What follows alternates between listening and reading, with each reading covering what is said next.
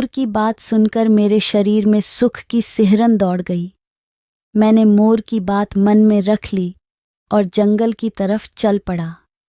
मैं कुछ ही दूर गया था कि एक पतली सी डाल मेरे हाथ में आकर लिपट गई। मैंने हाथ छुड़ाने की कोशिश की तो एक पौधे ने मुझसे कहा, सुनो भाई, मैंने तुम्हें रोका है। तुम जीवन यात्रा पर जा रहे हो न, लेकिन कहीं खाली हाथ नहीं जाते। दूसरों को देने के लिए तुम्हारे पास कुछ भेंट होनी चाहिए। यह लो, ये फूलों के बीज मैं तुम्हें देता हूं। मैं सोच में पड़ गया, भला फूलों के बीज मेरे क्या काम आएंगे। मैंने यही बात पौधे से कही तो वह बोला, राह में जब भी तुम्हें कोई रोता हुआ दिखाई दे, फौरन तुम उसके पास चले जाना। उसके आंसू अपनी हथेलियों में भर लेना, फिर उन आंसुओं से धरती की भिगोकर एक बीज डाल देना।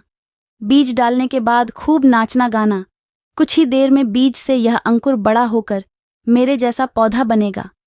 फिर उस पौधे पर सुंदर सुंदर फूल आएंगे, ऐसे ही फूल जैसे मुझ पर लगे हुए हैं।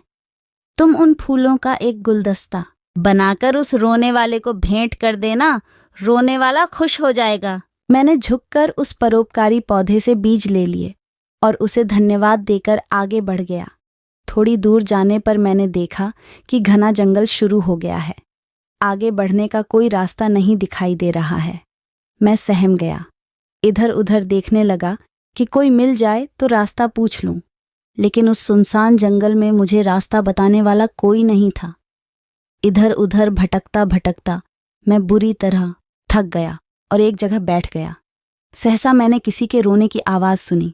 मैं चौंक उठा। इस बयाबान जंगल में कौन रो रहा है? मैं उधर ही चल पड़ा।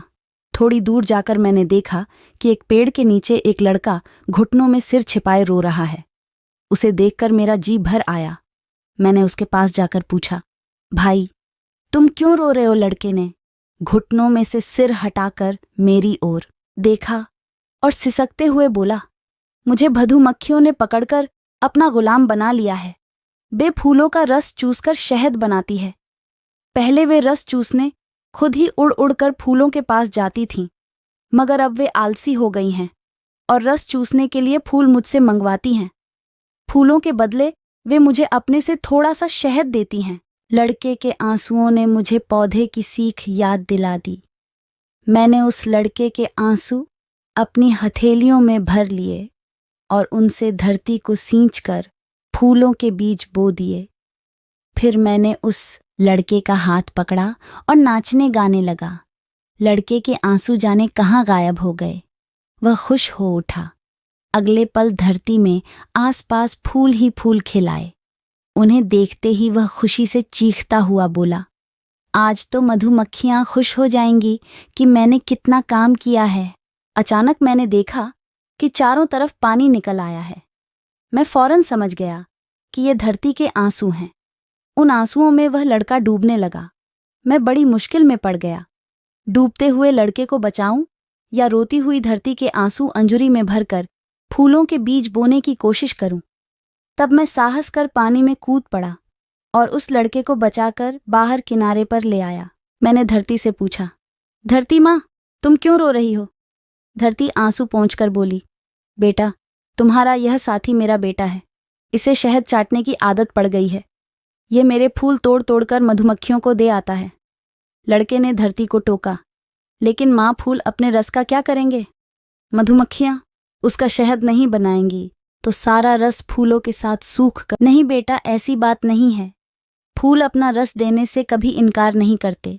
मधुमक्खियाँ उनके पास आती हैं, गुनगुनाकर फूलों को खुश करती हैं।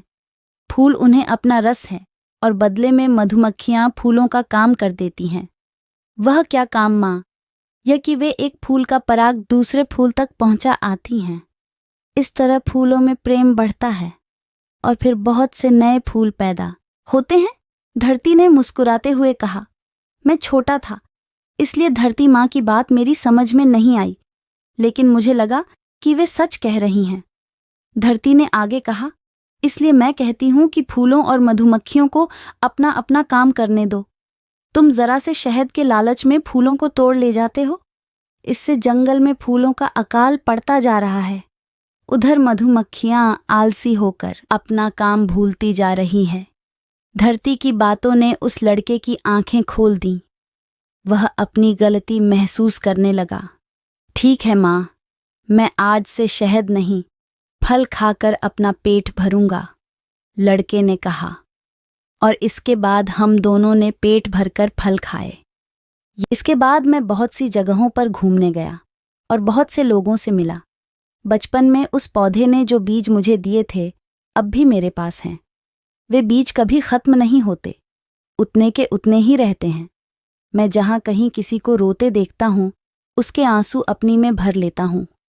उन आंसुओं से धरती को सींचकर फूलों का एक बीज बो देता हूँ और खुशी से नाचने गाने लगता हूँ।